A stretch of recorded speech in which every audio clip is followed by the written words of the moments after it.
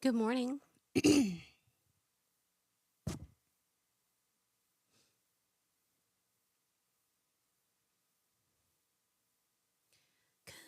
morning. Cry me a river.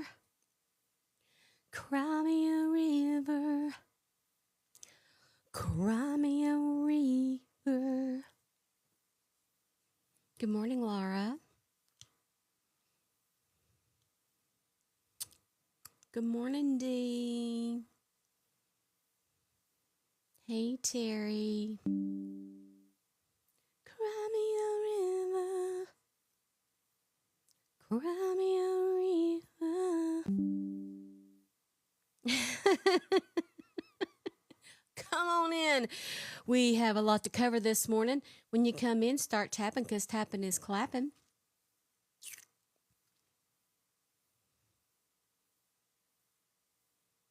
Come on in, Seb Grandma.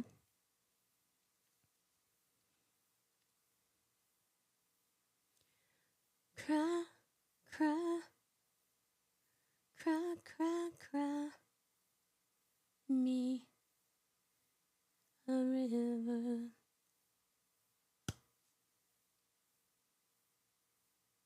Oh, good, Cocoa Puff. You can listen to the entire show today. Good morning, Ann. Hey, Sunshine Queen.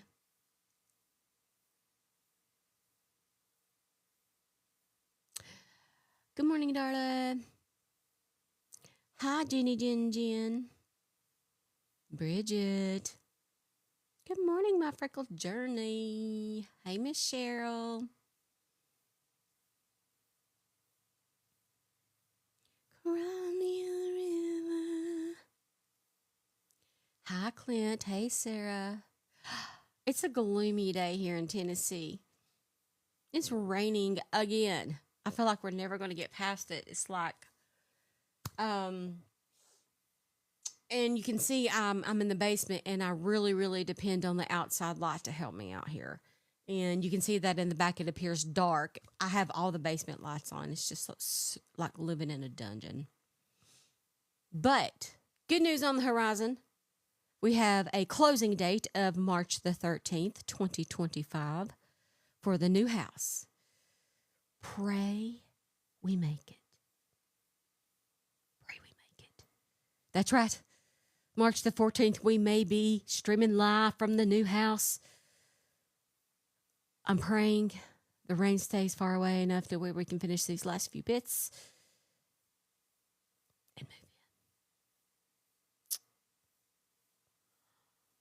And then we will have custom picked, installed lighting, professional lighting in the office. And we don't have to play green light in the eyes anymore. I have see what happens if I don't use this. So I have to have this light, but then it creates a green glare. So I'd have to. This is you're wondering why does she tilt her head down? That's why. So I don't get blinded by the light. Hey, hey, Tanya. Yeah, yeah. Na na na na.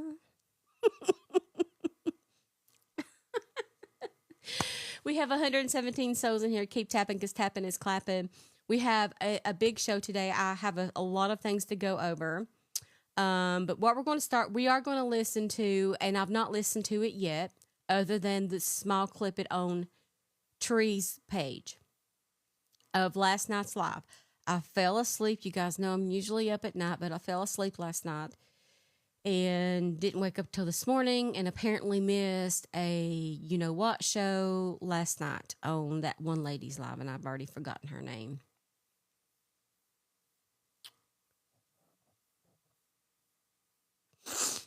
I have only a 4 minute clip it ish. I don't have the whole thing. I wish I did. So we'll only can go by what I have. On this one or that one? I mean, yeah, I have the clip of where she was on the panel.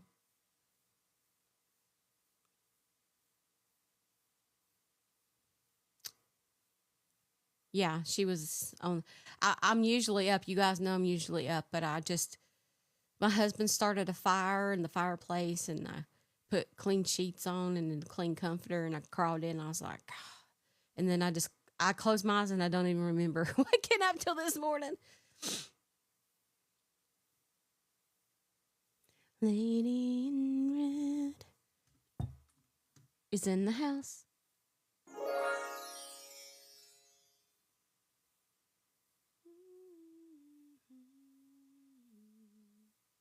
And I want to tell you something. I have my other phone, and I was going to. I picked it up to put it on my stand so I can read what's on it, my notes and stuff. And on my phone, and I didn't click it, was this photo. And I have to tell you, I I believe I believe in angels, our past loved ones sending us signs, letting us know that they're here. I believe in that. Little signs. I picked up my phone, and when I set it on the stand, this was what was on the screen. Hold on a minute. Let me get these people off my screen here. This is my father, and this is me and my father at my wedding in 1994, and it was on my screen.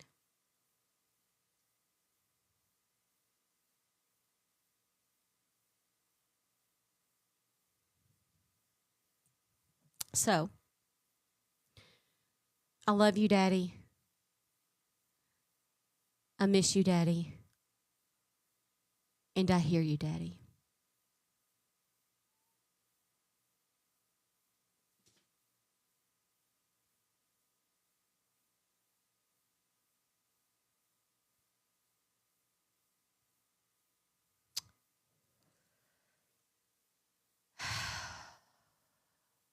It's been, my father passed in 2002 from lung cancer at the age of 56. And here I am approaching the age of 50, and my sister is 56. And we had a discussion the other day. Thank you. Thank you, Bears. About how it feels to be um, um your father's age. My sister is my father's age. And she talked about how oddly that felt.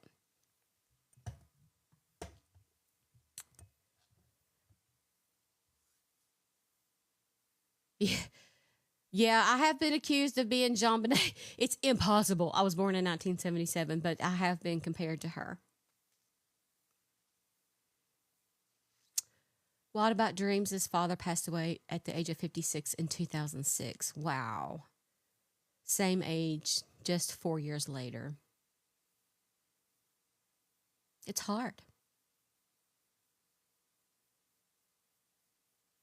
You're my elder, Cocoa Puff. Good morning, Deb. You have to respect your elders up in here.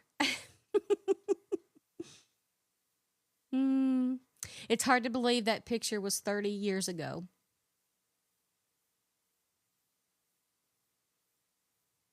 I didn't think I was going to make it another 30.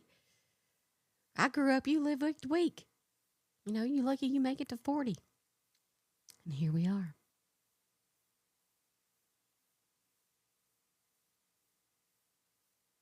Your parents were 63 and 64. Wow. My dad was 56 and my mom was 66. You know, oh, well, girl, I thought that when I looked at that and I said, Dad, I thought this is his way of he's saying that he sees me and listens to me and he's proud of me. Because I was sitting down to do this show that I tell you guys every single day that I'm blessed with being able to do. I'm not going to cry. I'm not crying because I don't want to mess up my makeup.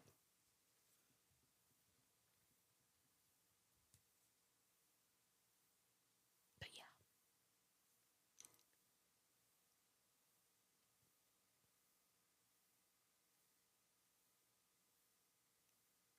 Anyway,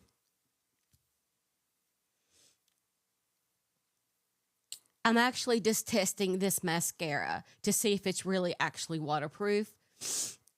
We'll see. Thank you for the butterfly. Thank you so much. Oh my gosh, great. And also the setting powder. My nose is red now, which my nose has been itchy all morning. Ignore my red nose. Oh my lord, I'm going to have to go powder my nose. This is what they mean by powder your nose. I look like Rudolph. Oh lord, I'll be right back. I'm so sorry. I'm going to powder my nose and I'll be right back. Ugh.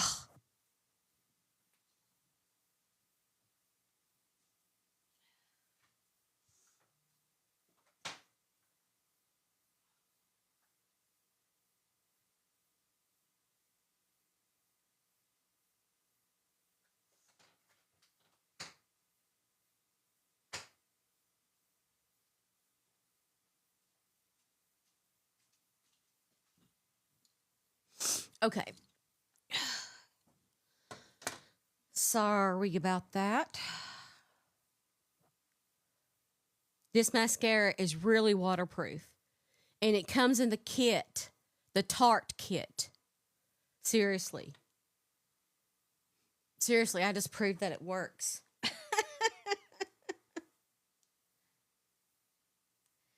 Oh, Lord.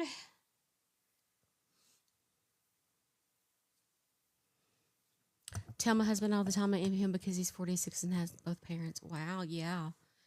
Yeah, some of my friends still have both of their parents too, and I just tell them know how blessed they are for that. What did I do before this? Oh wow. I was an accountant for a Fortune 500 company.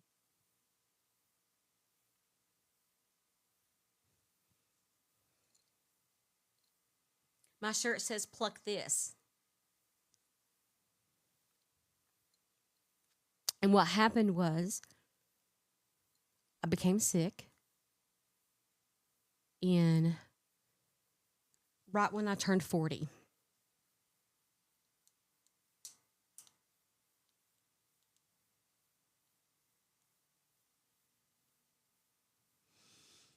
Um it started with, I ended up in the hospital for a week and I had pulmonary sarcoidosis and I had to have a lung biopsy and was very sick and I had neuropathy. My body was burning. And so, because I handled millions of dollars every week, millions and millions as far as accounting goes, making payments and, handling high accounts, I decided to step back. And so on October 31st, 2018, I stepped away from my position. And the very next day, I became legally disabled. And I have been legally disabled. And then I started in 2019, I started TikTok. My daughter showed it to me. I was depressed, didn't know what I was going to do.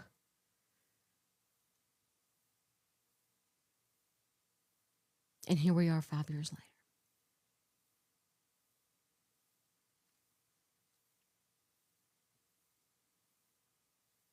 It saved me.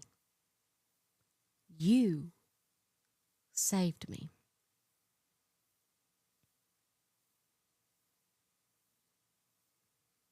As you know, I have a medical implant now on my back and still deal with stuff, but we deal with it.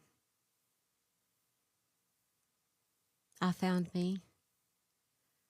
Thank the Lord. I was getting worried. I'm like, okay, here I am, you know. And I kind of just handed it over to God and said, what do you want me to do?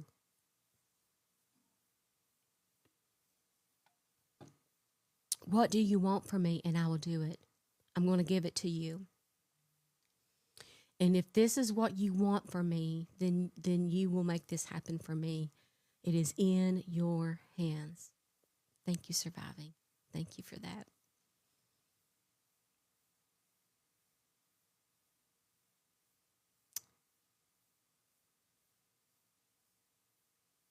God gave me you. As I break into song as my normal self would in my head.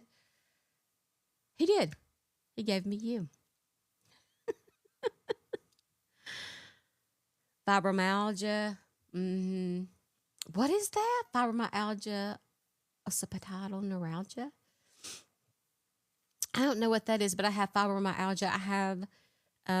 I have intercostal neuralgia. Yeah, I think that's what it's called. Intercostal neuralgia. I have that in my ribs. It's so fun.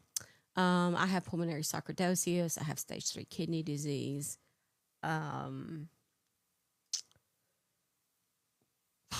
SVT, LVH. I have a torn leaflet in my heart. I'm 48. Hey, Liz. I have significant idiopathic peripheral small fiber neuropathy on both sides of my body.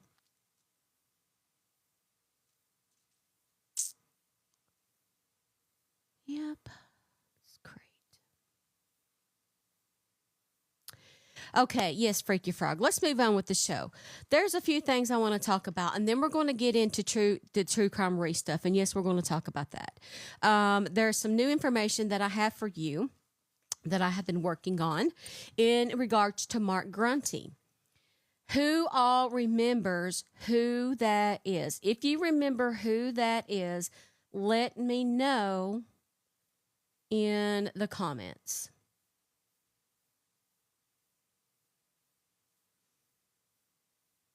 Cocoa Puff does. Cheryl does. Tumblers by Teresa does. Krista does. Everybody knows who Mark Grunty is.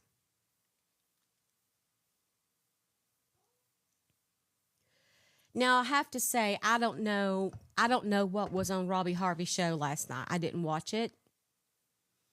I don't know. I know they talked about Mark too. All that I know is I have my information, which would be his information, but this was not gotten from him if it's the same information. Does that make sense? I'm just having my own show with the information that was also given to me. So I don't know if it's different. I hope it's different. That way our combined information will be enough to give everybody a full picture. But if it's the same information, I apologize ahead of time. Hey, Amber. Okay. Now,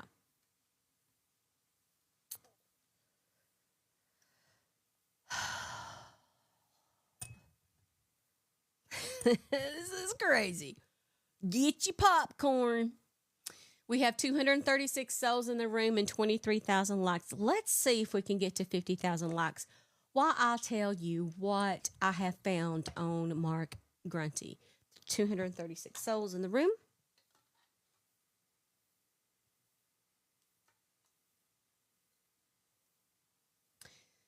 Today's live goal is 10 Let Butterfly Dances, and we already have 3 of them. Thank you so much. All right, here we go. So, Mark Grunty, as we all know, I'm going to change that. He was a practicing attorney in South Carolina who handled legal matters. But he didn't uphold his duty to his clients, and he was disbarred. He was involved with financial scams, fraudulent business deals, unethical behavior with clients. It was so bad that the South Carolina Supreme Court permanently disbarred him. Hi, Melissa. Thank you for that. Thank you so much. Permanently disbarred him. And one of the reasons they did that is because he wouldn't even show up to his own disciplinary hearings.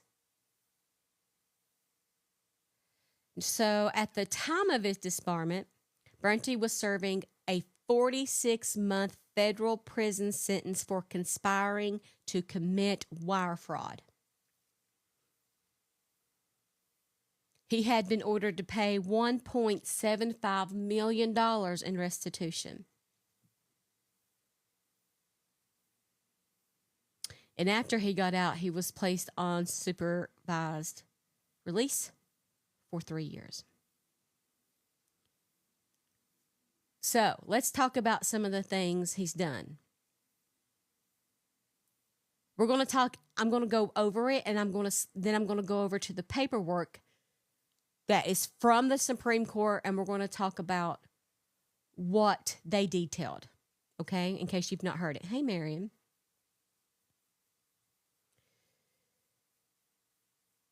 It started with a bunch of complaints from the Office of Disciplinary Counsel, and the complaints revealed like a pattern of deceit, and so they started looking into him. Here are some of the things that they found. Sexual relationship with clients while representing them in legal matters.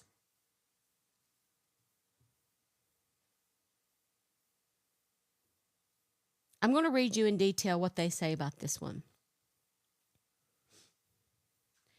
Respondent represented a husband and wife in several legal matters related to the couple's business.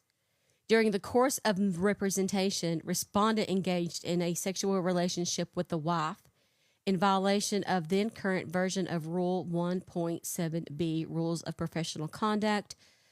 Further, during the investigation of this matter, respondent testified under oath that he had not had sexual relations with any other client, client's spouse, or client's employee.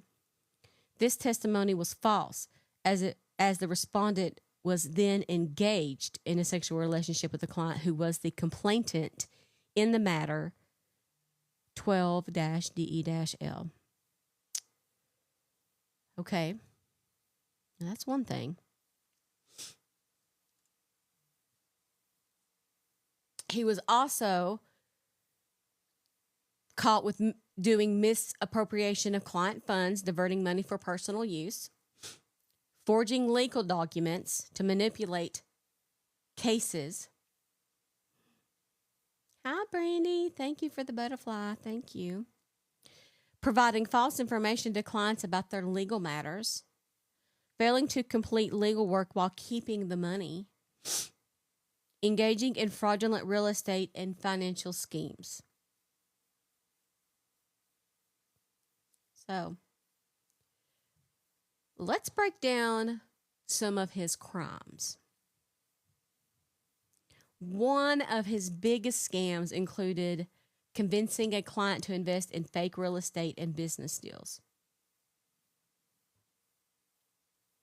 He convinced multiple clients to invest in a scheme to buy and resell distressed properties, promising them large profits. In reality, he fabricated documents and stole their money. I thought of that, Amber. I have not had sexual relations with that woman, Miss Lewinsky. I'll never forget that. I'll never forget that moment. To continue, he misused a $210,000 trust fund meant to settle a business's tax liability, falsely assuring the client that the taxes had been paid. He forged promissory notes, falsely claiming that clients owed him money. He took $700,000 from investors, promising quick real estate profits, but pocketed the money instead.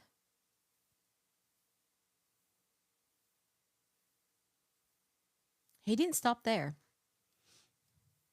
He decided to go ahead and do some mortgage fraud as well.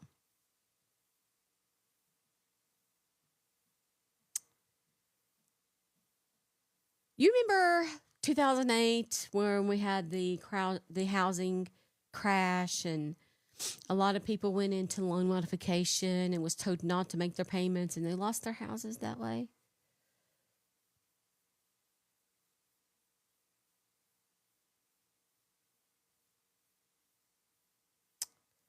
Well, Mark, he employed salespeople and third-party processors to illegally solicit clients in multiple states.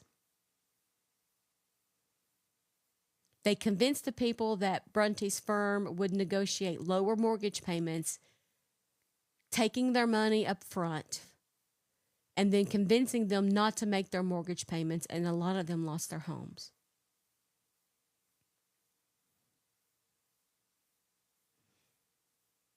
Again, he collected a lot of those fees illegally up front.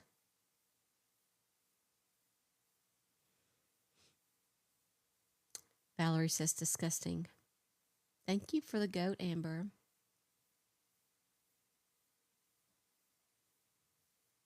We have 35,000 likes. Keep tapping because tapping is clapping. We have 249 souls in the room. Oh, oh yeah, I got us. Oh yes, I forgot. We had a great night in terms of subscribers. So I get to set a new subscription goal. Yay. Now the goal is 355 subscribers. If you're listening and would like to subscribe. Eva says, with all the elderly going to the church and the ones in the courthouse, I'm worried. Me too, Eva.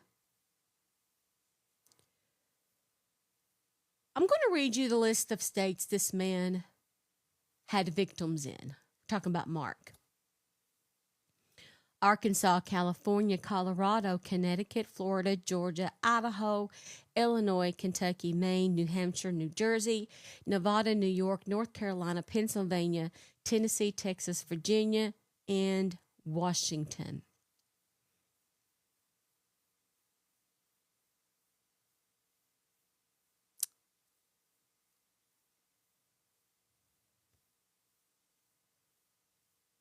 But he also engaged with other types of behavior.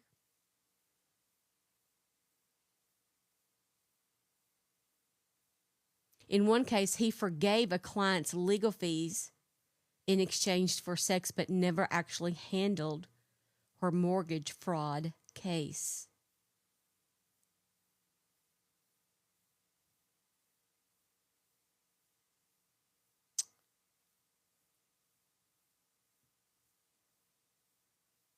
He altered bank records when investigators began looking into his finances. He also forged clients' signatures on loan documents, leading to one client paying $13,000 to cover a fake loan.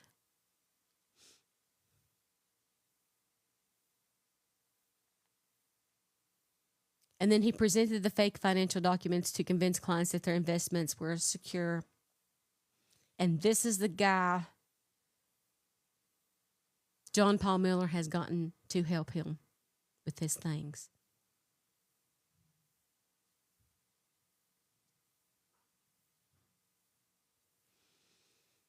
Birds of a feather. But then he never shows up to defend himself in anything ever. And so the court accepted all of these allegations as fact. The Supreme Court. The Supreme Court disbarred him.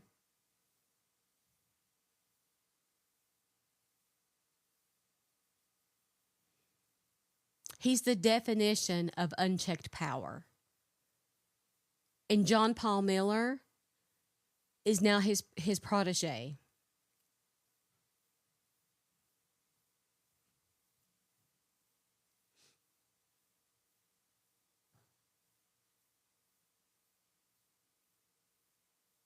He ruined lives and stole millions of dollars. Yes, he served his time. But now he makes his lifestyle and his job to help people survive federal prison. What else is he teaching John Paul Miller on the side? Makes you wonder, don't it?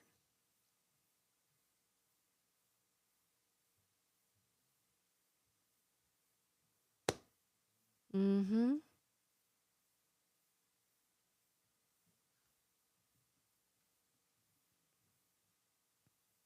He served 46 months and had to pay restitution of more than $1.5 million.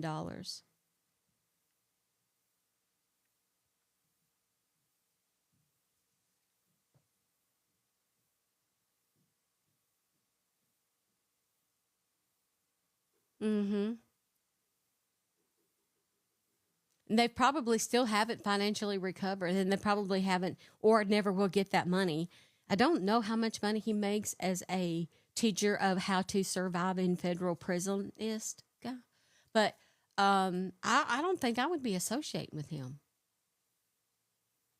especially if I'm accused of doing similar things. Just don't make yourself look good.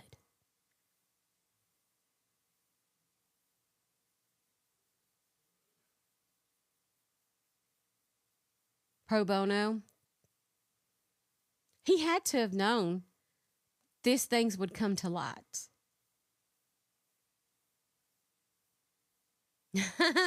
Happy grandma.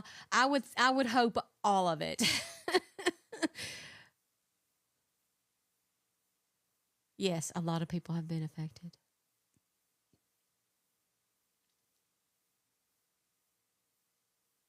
Right. So John Paul Miller's like, here, take my money.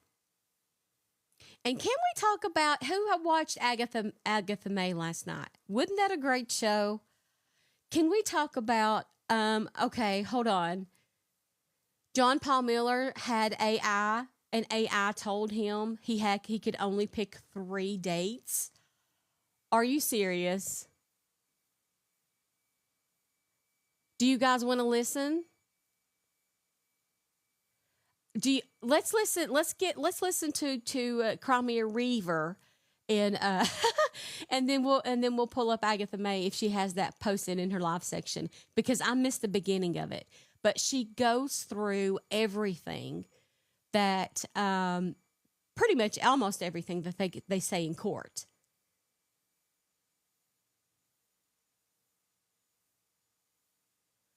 I know the AI, and he submitted only the 3 dates got me. I about cracked up.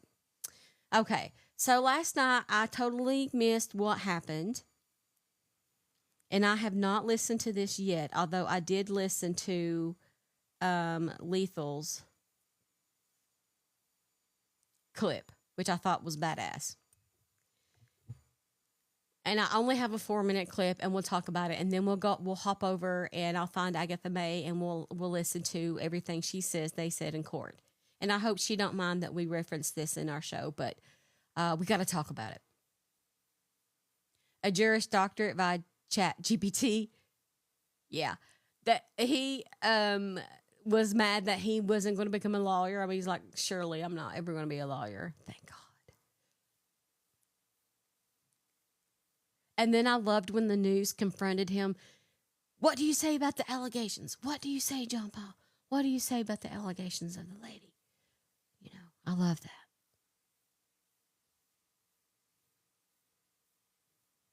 Okay, let's listen to this.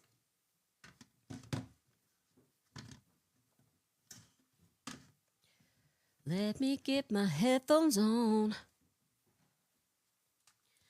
Go ahead, lay my head down.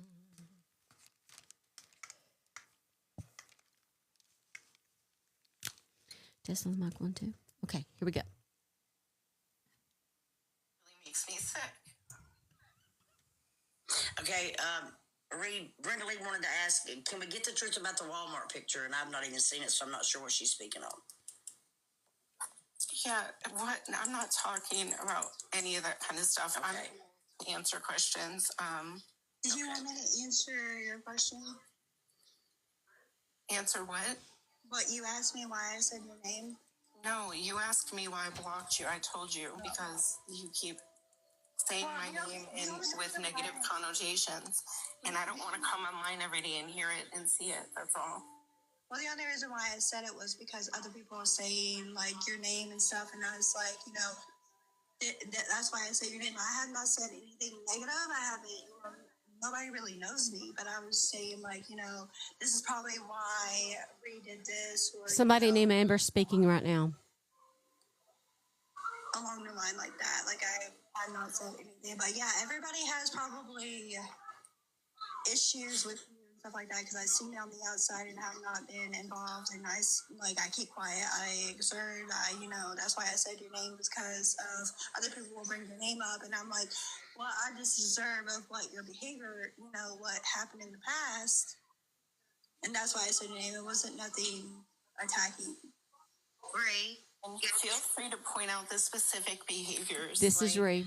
I'm in the comments here being accused of doxing. I'm just saying what other people experience with you. I'm sorry, Amber. Oh, so you can talk.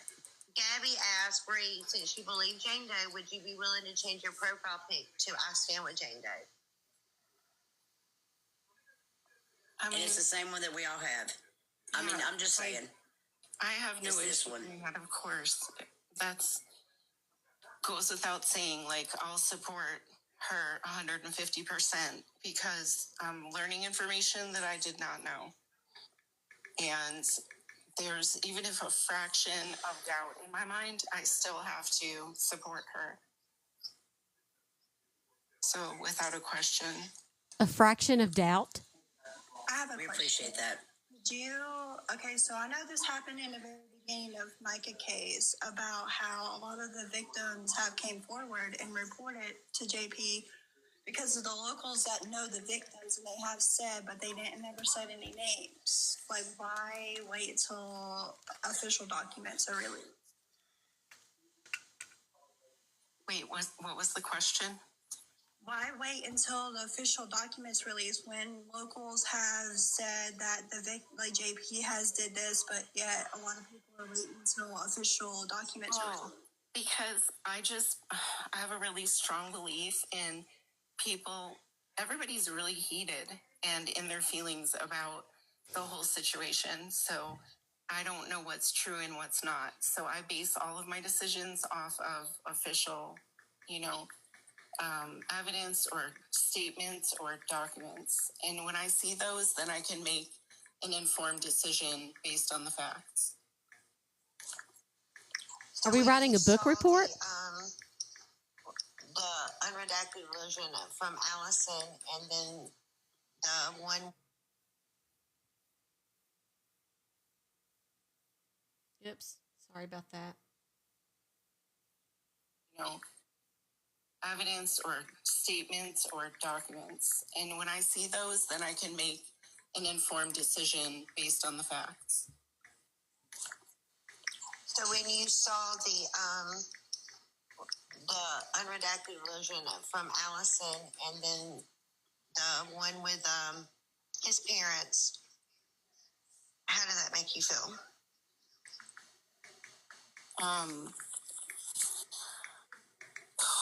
Really sad and disgusted, and like I've been defending a monster. Like, I mean, how else am I supposed to feel? Somebody else asked, did you call 911 looking for JP? It literally makes me sick.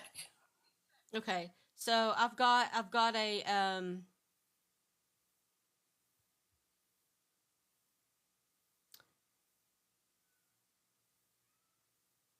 I think this is it. Yeah, and then this is continued right here. Warning, trigger warning language, trigger warning language.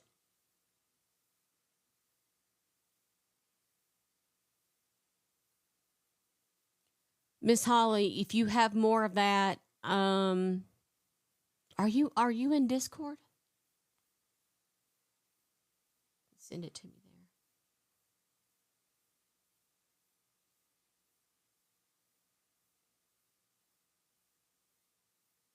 Emergency affidavit, the ex parte, and that was Brenda Brenda Lee something.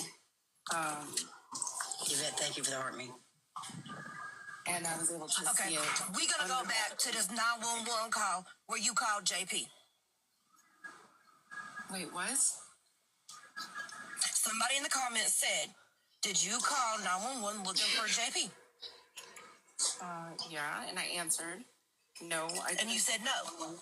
I didn't call 911 looking for JP.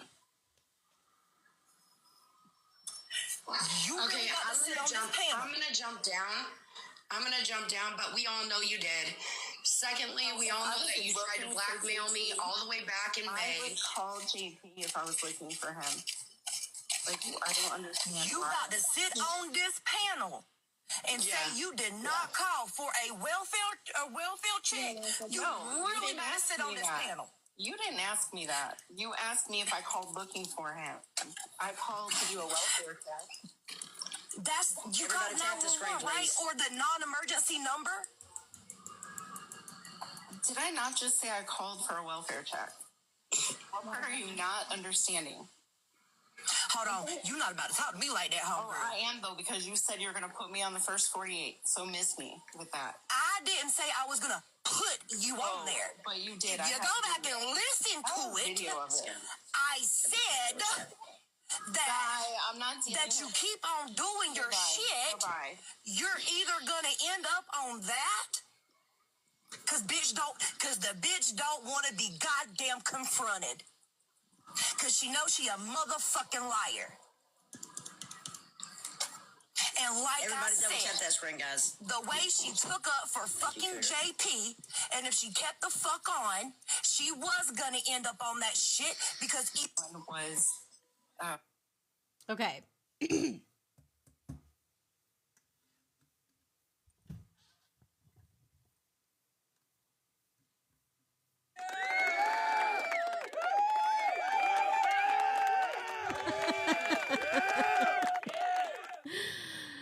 Oh my gosh, that was amazing. I have to say. That was amazing.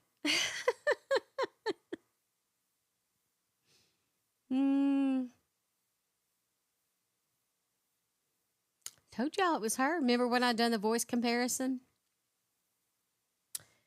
Dina, Dina, Dina.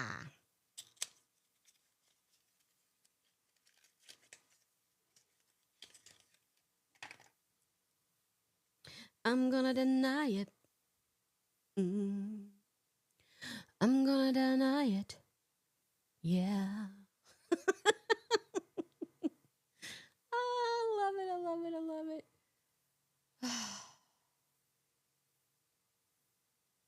Uh-oh. I was going to add a few things right quick because I was going to tell you about this.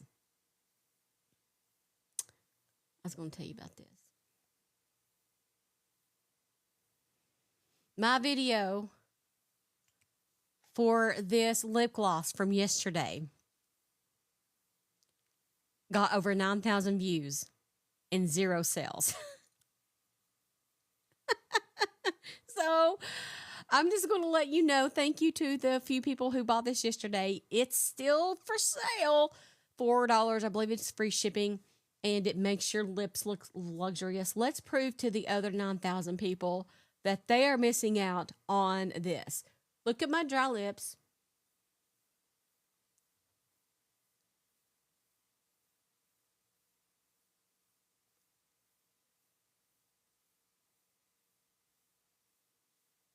Look at the top versus the bottom. I love it. So, today's live is sponsored by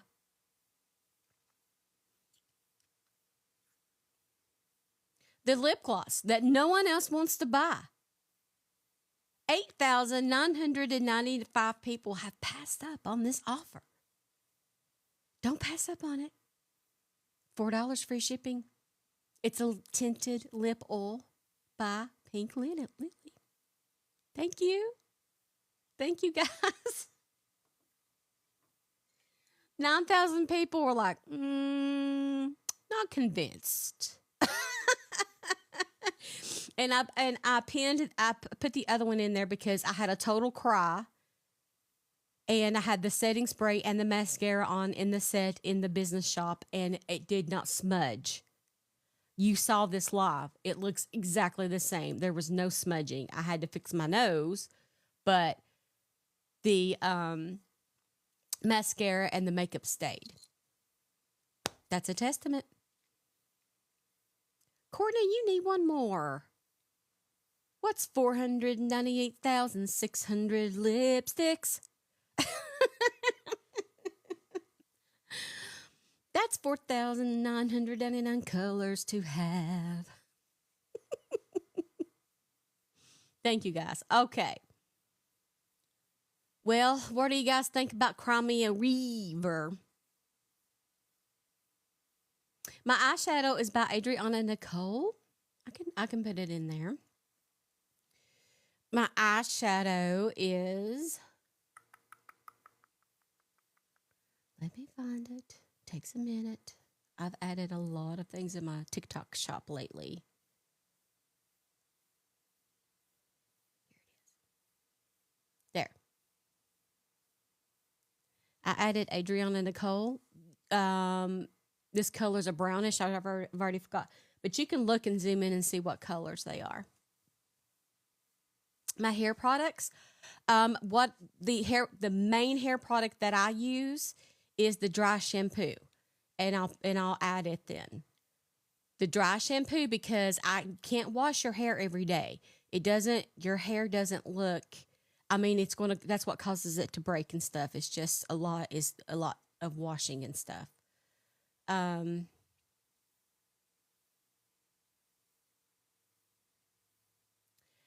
added a few of my favorite, the only dry hair shampoo that I use.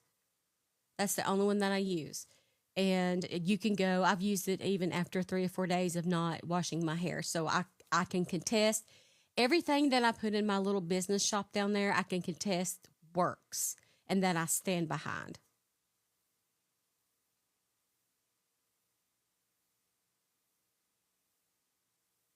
Oh, Terry.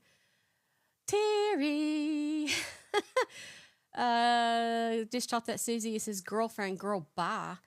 Yes, and even after finding out she got on the stand where they declared that they were boyfriend and girlfriend. Let's get to Agatha May. Let me go over here to the computer and I'm going to pull that up. We're going to listen to her notes that she got about what happened because they're the most detailed that I've heard so far. I could recap, but it's easier for her just to tell you herself. What color are the eyes? Oh, Lord. It's the brown. I don't know. Does anybody remember the name? Hold on and I'll get it.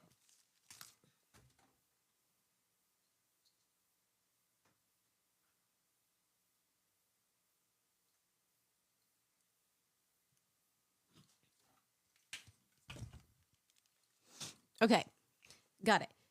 It's the Ambitious. It's this one by Adriana Nicole. And it's called Ambitious. Ambitious.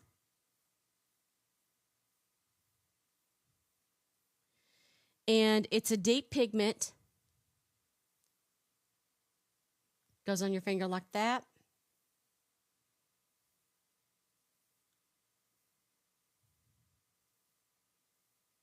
And it looks like that.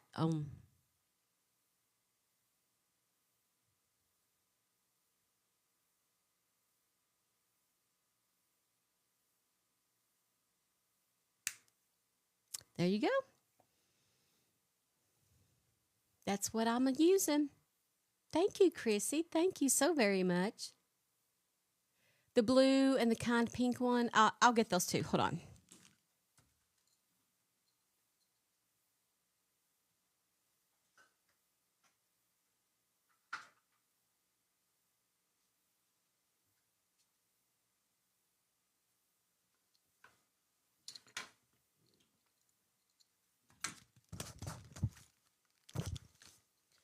Okay.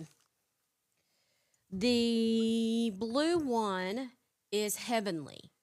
The blue one is Heavenly. Adriana Nicole is called Heavenly. And just to remind you what the blue one looks like. Oh, I didn't mean to mix it with that brown. We'll do it on this finger.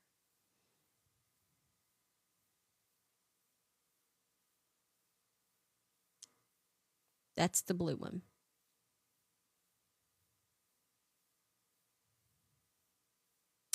It should be. Let me make sure I've got all Adriana and Nicole's in there because it's in one of those. You just have to look through them.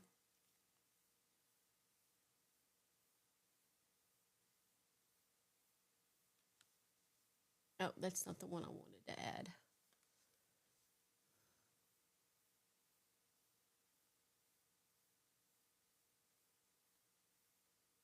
Um,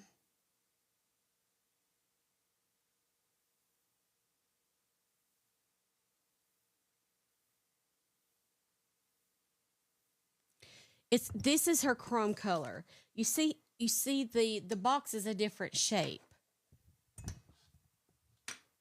And it's a part of her chrome color collection, and I'm trying to find it. Here it is.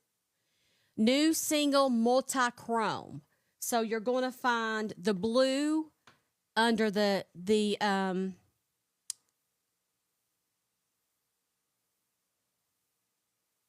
I'll pin it.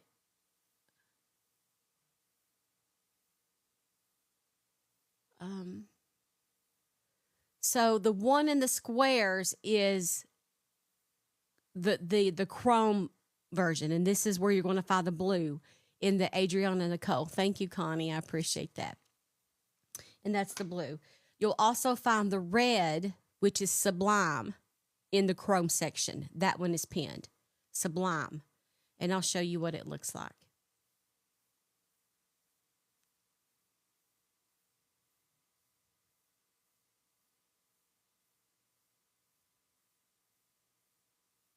Might need another little strap on that one. That's Sublime. Sublime, chrome, blue is heavenly in the chrome, ambitious is in her regular selection. The gold is heavenly. Hi, Beast. Good to see you, friend. Thank you, guys. Okay, let me pull it up. We're going to get started.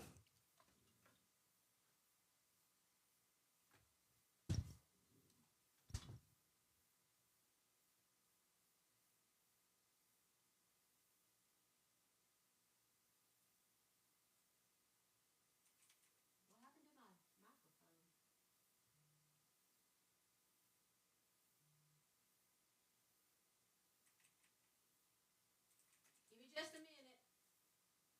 Give me just a minute.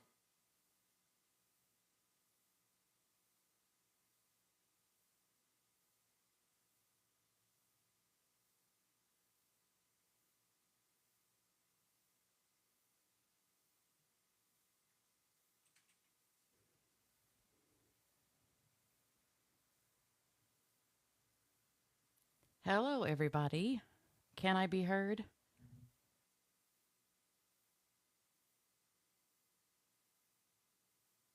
An awesome job with letting me know what was going on. Now, I might have misunderstood something or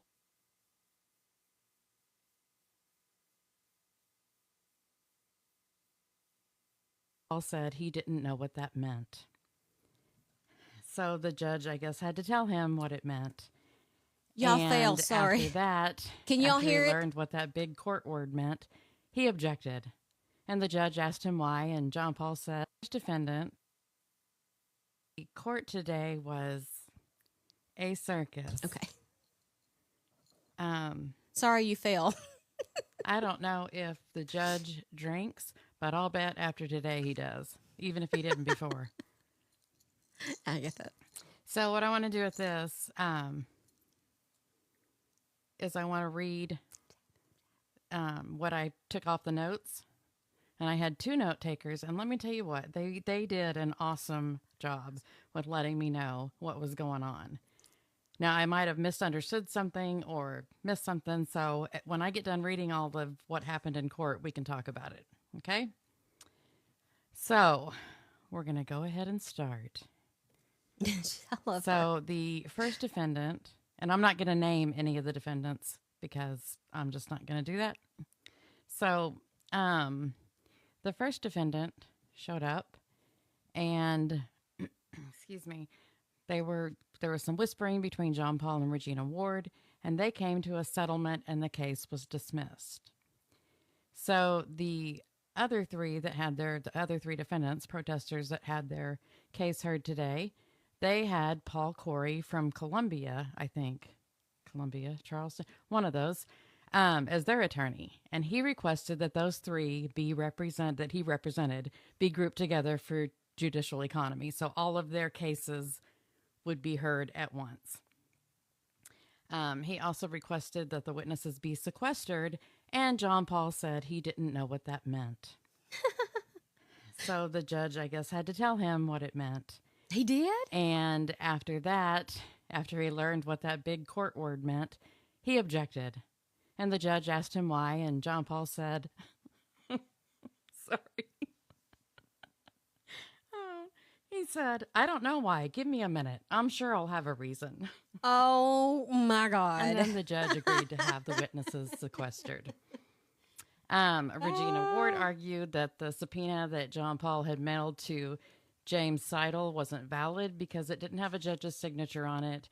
And James said he didn't want to testify anyway, but then decided he would because, I guess. John Paul, I guess, started just talking to the judge and said that children were being attacked and harassed, and told the judge, when you hear and see everything, it will blow your mind. It will blow your mind.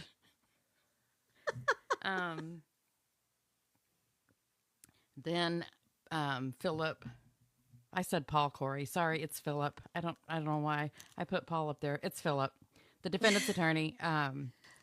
He was arguing about the specific dates that were listed on the motions for the restraining orders. And the dates listed were December 22nd, the 29th, and January 5th. And John Paul said that he could only choose 3 dates. And the judge told him that he didn't know where he got that from because they don't give legal advice.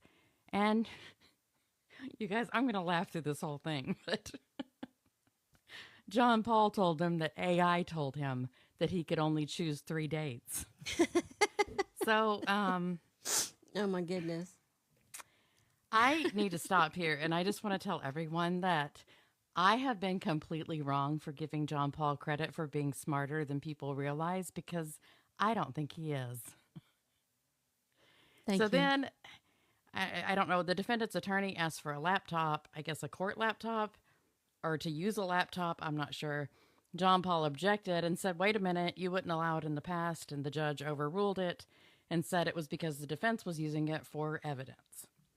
John Paul had a flash drive that had a bunch of folders with names on it, and he started playing a video, and the judge stopped it and asked John Paul what all the folders were, and John Paul said that, I guess the particular one was when the protesters were calling him a murderer, and the judge wouldn't allow him to continue with movie time. So then he called James Seidel, who is with, I can't remember. He's the newcomer with the crime in cask. He's the newcomer that's just showed up on the scene for this case. He wouldn't, so Jenny, he's the first Jen, witness. Jen. John Paul could not formulate any kind of question without it being objected to.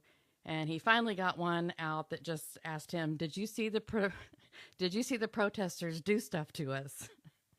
And James said no, and then JP dismissed him.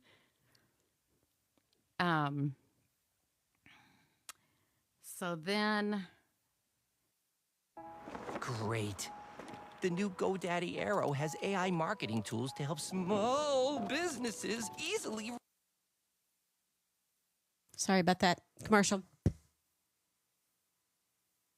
The next witness was church member Christina Best, or Christy Best, I think she went by today, and she has also filed lawsuits against some of the protesters. And I think the 3 that had cases today are the 3 that she, I'm pretty positive that they're the 3 that she also filed lawsuits against. So John Paul asked her if police had shown up with dogs to the church, and she replied that there was a bomb threat. And there was no bomb, and there was absolutely no proof of who called it in. Oh So Lord, F1. I don't even TikTok shop. It was ridiculous. That I he even forgot tried about that part. Ugh. We I was love told TikTok that shop. Christy was a very loud witness and had to be told several times to stop talking over the judge. She said that she feels like the protesters incite violence and hatred. She also accused them of harassment and stalking. And there were several more questions that were objected to, and her testimony didn't really go anywhere after that. The next witness was a resident of Market Common and a neighbor to Solid Rock. And she testified that she had signatures from 44 residents that wanted the protest to stop. John Paul asked, "Can you tell me what these people do when they protest?" And the real attorney objected for no foundation, and she testified that the protesters yell, "Justice for Micah and blood is on your hands." She could not identify if the three defendants specifically. She could not identify that the three defendants were at the protest or not. And I don't know why this was allowed, because the dates that were given on the motions, they weren't at Market Common. They were at the Rat Hole for the first 2 Sundays and then the gym for the third Sunday. Mm-hmm. So what she had to say about today it didn't matter. Right. Mm-hmm. Then the next witness, and I'm probably going to say her last name right, but it was Mary Jo Greenanger, and it's Trisha Ross's mother. I can't believe she John put her Paul mom up asked her there. if she was at the Rat Hole and X Gym. She horrible. said that the stalkers and protesters always follow them, and that they say, "Justice for Micah, blood on your hands," and something about a cult. And she wanted to make sure everyone knew that. She said, "Let me tell you, we are not a cult." She said that she also wears mace because she's so scared, and she hopes and prays the protesters leave them alone. Wow. So Philip Corey regularly objected for no foundation, and he kept specifying that he needed dates and times as to when she witnessed what she was talking about. And I don't think any witness could give him that. Alyssa was the next witness. She used to be a teacher at the school. John Paul asked her what the protesters screamed, and she said that they yell, "This is an exorcism, not a baptism," that they block their view with their signs, and that they walk out in the road when we are trying to turn, blocking our way, and then they laugh. And John Paul asked her if they videotaped her children. She answered that they did, and then she said that the protesters say there are children in the car, we should call DSS. Then John Paul finally told the truth once in his life and said, "I'm never going to be an attorney." I love you, Kimberly I think Cox. maybe he got tired of the objections he was getting. So on cross-exam, Alyssa was asked if she could remember each person, the date, and what they said. And her answer was that one of the defendants is very combative and is the leader of the pack. And she said another defendant was loud and cusses. So she couldn't answer that question either. And then on redirect, John Paul mentioned that she worked at the school and asked, "How do you think the children feel when they are hollering?" And then there was an objection, and her testimony ended. Which I don't know why the school matters. They're not there on Sunday, are they? They don't have school on Sunday morning. Right. So then the next witness, Hey, Dr. Holcomb. and I feel horrible for this girl, it was Alyssa's 16-year-old daughter, and she started crying on the stand. Now, I don't even know why they had her testify to begin with. I don't have what JP asked her to begin with, but Philip Corey asked her if she specifically remembered seeing each of the defendants at the Rat Hole and X Gym on the dates listed, and she said no. And then, John Paul doesn't care about a 16-year-old girl crying on the stand, so he chose to redirect, and he asked her, Yes. "How many times have you seen the protesters? 100 times?" And she answered yes. So Thank you, sir. I want to stop again and add to what I said earlier. about John Paul not being very smart because he obviously does not know how many Sundays there are in a year. Like, maybe if he counted, like, oh, well, I see him when I go in the church, and then when I come out of the church, maybe it would be 100 times, but it hasn't even been a year yet. And then my favorite idiot, Reginald Wayne Miller, was put on the stand. And Reggie said that the protesters came running at him. John Paul asked which one, and Reggie pointed to one. Running? So not protesters, just one, I guess. John Paul asked him what the protesters yelled because I think that was one of the very few questions he could ask without getting an objection for it. Reggie answered that someone yelled murderer, but usually they're yelling justice for Micah and you can't hide from the FBI. He also said, I have a brother and sister from Pakistan, and he meant that they're, I guess, living with him. They're frightened because this sort of stuff happens in Pakistan, and then Philip objected. And on cross-exam, Philip asked if Reggie would do anything for his son, and Reggie answered with a nauseating, anything honorable and honest. Ugh. Reggie then claimed that the one protester who came running at him almost caused a car accident, and he was terrified. So, Reggie was in a car, a pedestrian terrified him. Philip asked Reggie if he could remember what each defendant did or said, and he couldn't. Then there was a brief break. That actually might have been when the judge started drinking. There was, let's see, the next witness was church member Pam Raynock, and Pam said she disagreed with what the protesters say because the blood of Micah is not on her hands. She also testified that she had called the chief of police on the protesters a long time ago because he used to be a friend of hers. She said she called him because she tried to talk to the protesters. Sorry. And they hollered at her with a bullhorn in her face. Oh, Pam.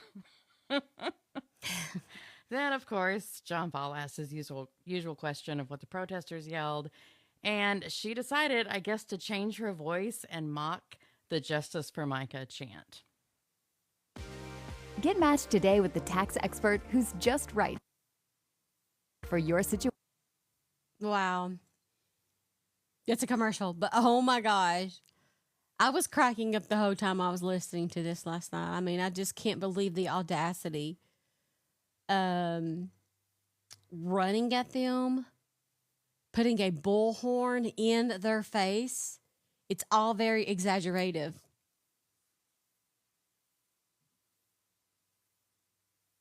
Fitness.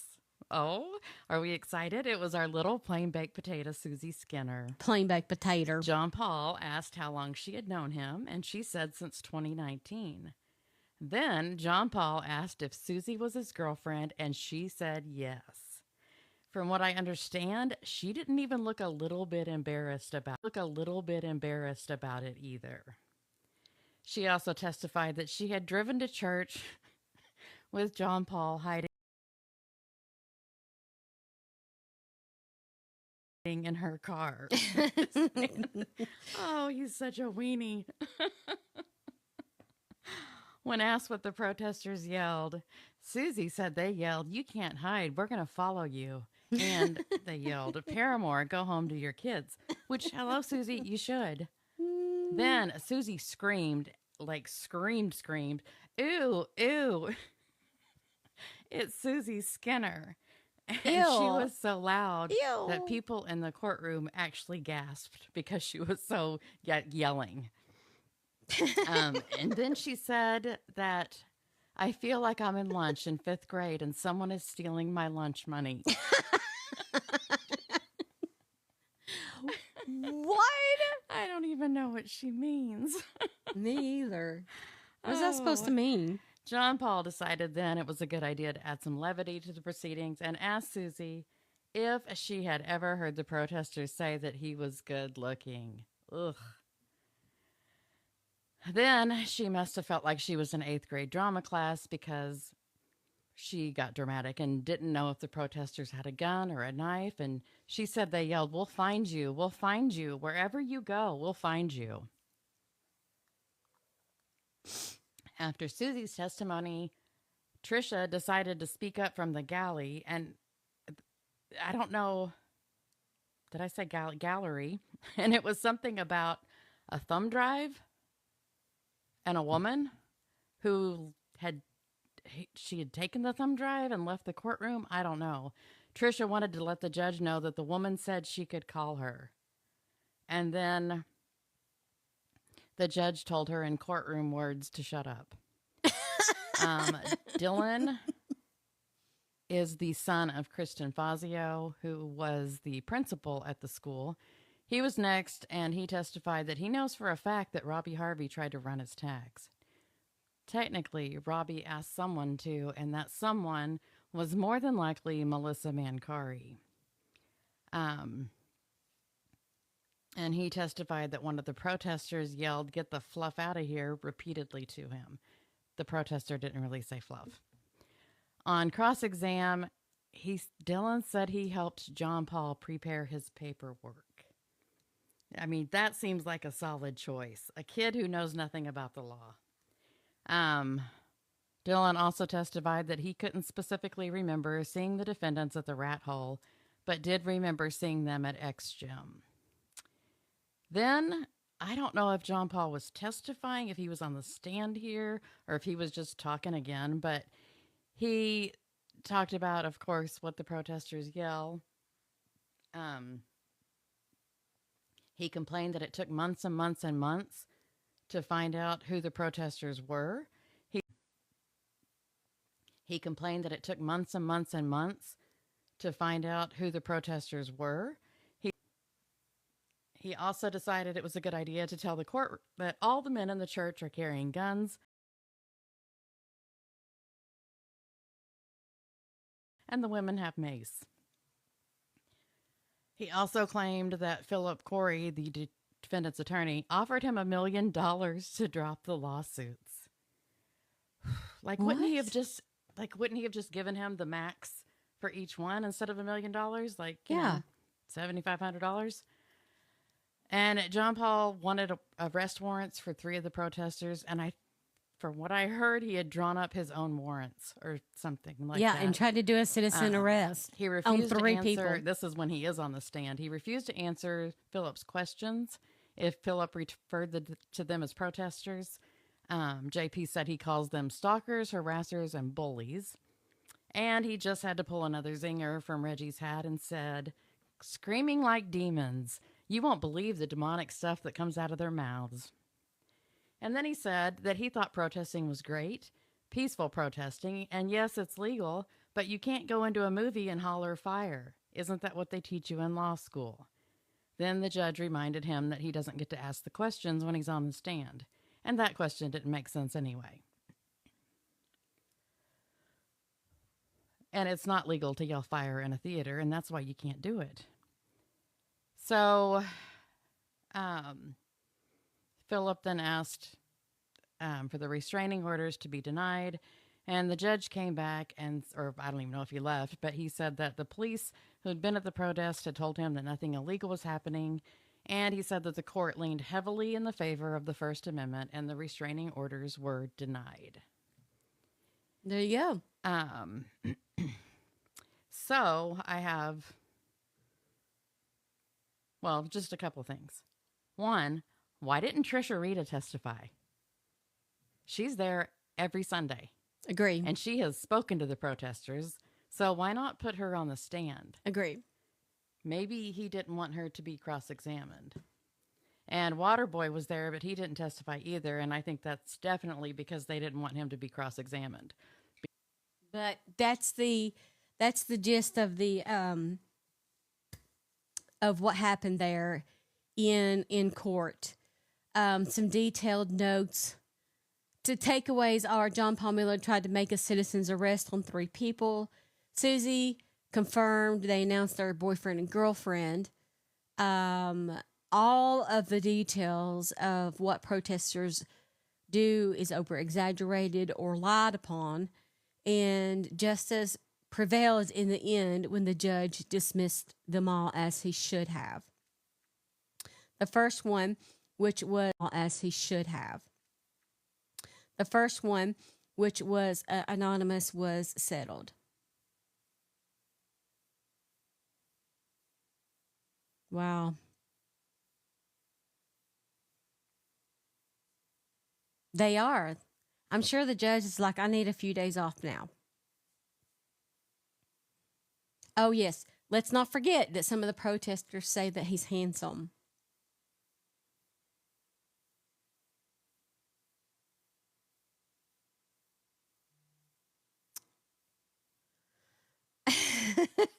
What a day. What a day. I'm telling you.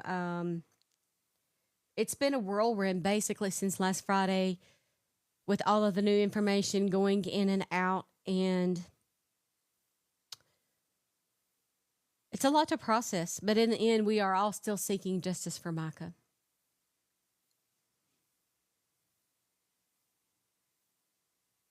Oh, me too, Tada. I feel like I need to, that's probably why I fell asleep last night. Just all the information was just like, no, we have to just rest our brain and think about this for a minute, you know?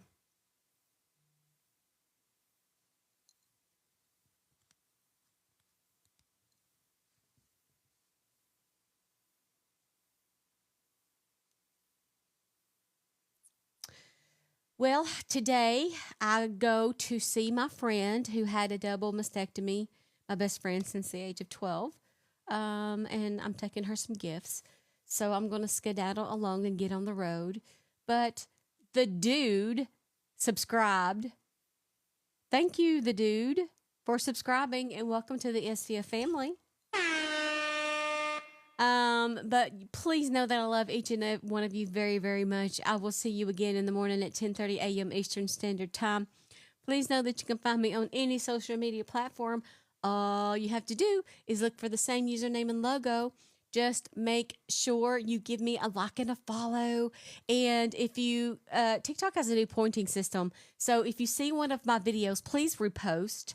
Reposting it gets it out on the algorithm. So if you see it on your page, it just repost it. It helps me get it pushed out to where y'all can stop reposting, and then the other people can repost, and then that's how I'm going to try it, because they're basically saying you get a point for this, point for that, point for a like, point for a heart, 3 points for a repost. I'm like, wait a minute, 3 points for a repost, 5 points if you watch all the video through twice. So just keep things like that in mind to help support me along this journey, okay? I love y'all so much. Thank you for joining me, and please know that I'm here for you. All you have to do is message me if you need me, okay? Be kind to one another and have a blessed day.